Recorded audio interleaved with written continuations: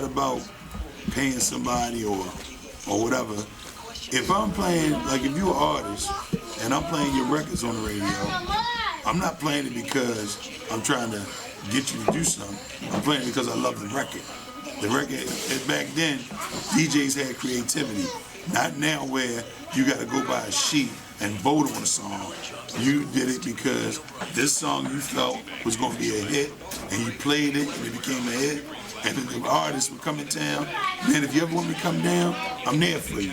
And they came down. Every birthday, I used to have birthday parties every year. Jam Master Jay came, Funk Master Flex, Kid Capri. Man, I had Master P brother, C Murder perform at my party.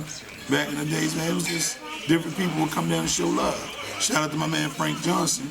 He was grinding out there with us, bringing the artists through. There was, what was Profile Records back then? The Profile label. It was Profile, all that stuff, Def Jam, all that. So, how you feel about the DJs now? So, like, I feel like no disrespect, but it seems like it's not exciting. No, I'm gonna tell you what it is. It's not about excitement. It's just that the generations change, and a lot of DJs that play now, I'm not taking nothing away from it, but a lot of DJs now play the same stuff.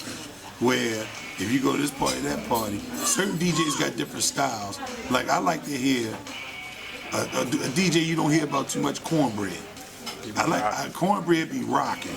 Cornbread could go in there and play something. I like to hear Cornbread because he's different, and he's not an arrogant person where, you know, and you hear him on radio, this, that. It's just that he's a good person. He do his thing. You know, I like to hear when I hear Kenny K play when he does, old school. I like to hear my boy Tom's rock. You know, I like to hear all the DJs. I like to hear rock. But the thing is, some DJs coming up in this thing, I'm gonna be real. You haven't worked unless you carried those crates like we did. We carried crates.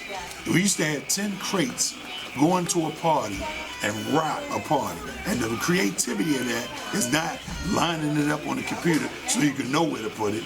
You had to find where to put it in seconds. Go through your crate, zit, boom. Not going there and say, line it up, all right, this side, that side. It wasn't that back then. The creativity was like you coming in with them crates, rocking it, you and your crew, having fun, and mingling with your crowd that you party with. And you go home just happy and talk about it. You know, people went home happy, talking about, man, they did such and such, and we met such and what. It was fun. Now it's just like, it's all about a laptop. Everything is laptop. Facebook, MySpace, what's the thing? Instagram. What's the other thing called? Twitter, all that stuff. Let me tell you something, realistically, to me, I think ever since all that stuff came out, and they always talk about change. Change is good, but depending on what the change is, sometimes change can get on your nerves. Like, prime example, I'm talking about kids now. Parents will understand this.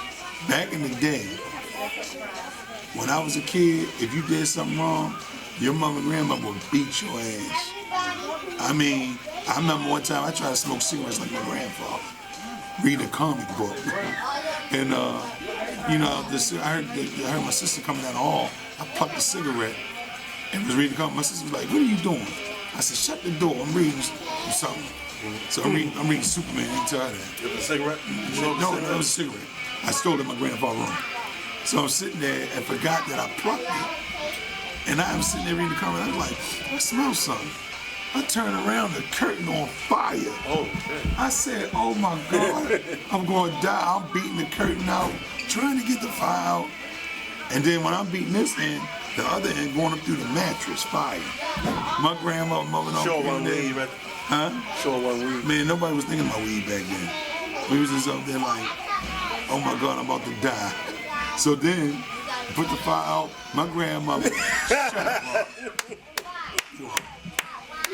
Yeah, it's dumb. He's a teenager, nobody thinking about weed back then. Rob was thinking about it. Ron was the most highest person ever. No, I'm joking. No, but listen. So what happened was, back then, my grandmother went out, got a rose bush, just cut those switches off of there, chased me through the house and whipped my ass. I had whips on my arm, and I was like, oh my God. I think that to that day, I've never smoked a drink in my life. It scared the hell out of me. I think that's some weed, right? I didn't have no weed. Shot of Patrol. I think that was your first time smoking weed. Let me tell you something. Don't nobody smoke no cigarette and burn up a curtain. But me. Without being high. Without being high. I was high when I got my ass whipped. I was really high. Couldn't sit down at all. But those days, parents could whip your ass. Then when the law changed, can't touch your kid, can't do this. Now the kids are whipping your ass. And then you wondering where the damn bullying and all that come from. You know what I'm saying? Well, I ain't got to worry about that, though. You get no kids? You get no kids? But we gonna... You got problems. No, I'm good. You got problems. You got problems. We want to jump into... You got something coming up? Yeah, my birthday party. And let me invite everybody to it. It's the all black, coming at you from 35 Jams. My boy Tony T. Sean, you know, all the people that's down with 35 Jams. We're doing it all black at Paradise. Club Paradise, located in Security Boulevard. Right where the Wendy's is. November 3rd, 9 o'clock. Wear all your black. Come out, have fun. Kenny K, DJ Tons, Tony T, myself, special guests coming through. And we're going to have a good damn time. And speaking of the black thing, I got a shout out to all the people. Let me make you understand something. What's the date again? November 3rd. November 3rd. Club Paradise. They can buy the tickets and all that. Tickets almost damn near sold out. Oh, so what you need to do is go online, go to facebook.com/Reggie Reg. You'll see the flyer. Call all the numbers on there and get your tickets. Tickets only $10. $10. We made it that way because everybody want to have a good time. Not trying to, not all that VIP, everybody VIP. Come have fun. But I want to say this, because I saw something with, shout out to my man Diamond and a couple other people. My man Ice, love it, Iceland organization. They've been doing this thing. I want to say something about blackout around the city.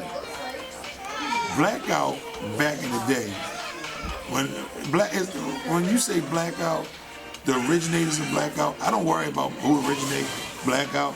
If you give a black party, whatever, more power to you. You should have a black party. Represent black people. I mean, because we had these white parties with black people. My mother was like, how you gonna have a white party with black people then? Hey, that's how it is.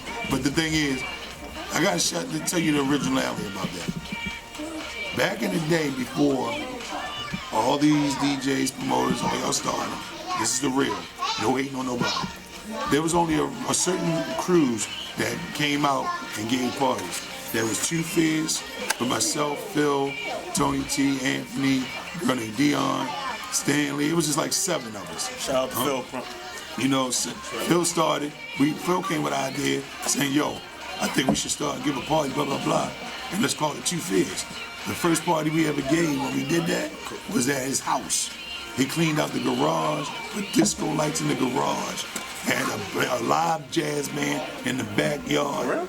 This was the first Two Fierce party ever. This is before anybody thought about giving parties like that. And then the party was packed at his house, like a nightclub. It was crazy. People was riding up there, oh, yo. Phil had to start charging admission. He was out front charging people to get in his house. It was off the chain. That's how they came with Two Fierce. And so big shout out to my man. I will never take nothing away. Phil, he's a creator. I don't give a damn what nobody say. You can hate, you can love him or not. He's always gonna be doing this thing. Yeah. Big shout out, you know, to also my man Darren Ibram started Good Life. This was before any of y'all ever thought about doing a party. Good Life Entertainment, Darren Ibram, he started that, and he was doing where they was like house music, doing where it was different. You know what I'm saying? And more so, it was good people having a good time. And Darren was the main DJ. His man George and other people that was down with him doing his thing. Blackout. Blackout Entertainment is the original name of the crew that started when they first did the Black Party.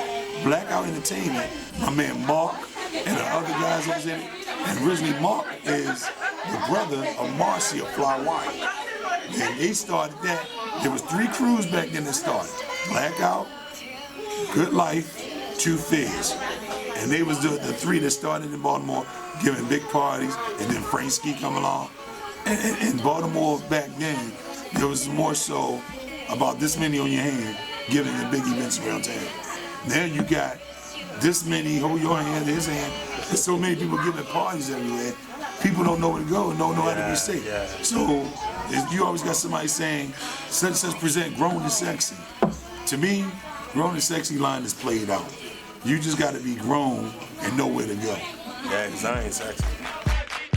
Yo, this is Reggie Reg on the